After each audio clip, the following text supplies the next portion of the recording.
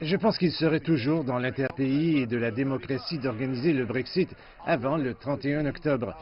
J'attendrai de voir ce que nos amis et partenaires de l'Union européenne répondent à la demande de délai du Parlement et à l'insistance du Parlement pour obtenir un délai.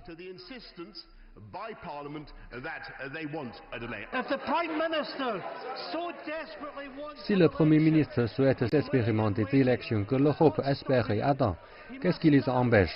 Il doit maintenant obtenir une prolongation significative, déclencher des élections générales et laisser le peuple écossais décider de son avenir en Écosse.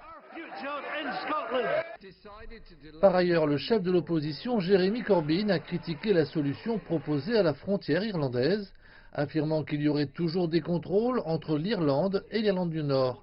Ce débat intervient après l'obtention par les parlementaires du soutien au principe de l'accord de Boris Johnson sur le Brexit, mais aussi du rejet de son projet d'accélérer l'adoption de la législation par le Parlement en quelques jours à peine.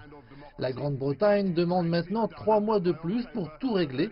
Cependant, l'Union européenne exige que Londres fournisse plus de détails sur les raisons pour lesquelles elle a besoin de davantage de temps. Nous prenons note des votes à la Chambre des communes hier soir. Le président Tusk consulte maintenant les 27 dirigeants de l'Union européenne sur la demande du Royaume-Uni de prolonger l'article 50 jusqu'au 31 janvier 2020. Vous aurez certainement noté son tweet de la nuit dernière. C'est donc avant tout au Royaume-Uni d'expliquer les prochaines étapes. Nous continuerons de suivre de très près tous les événements à Londres cette semaine.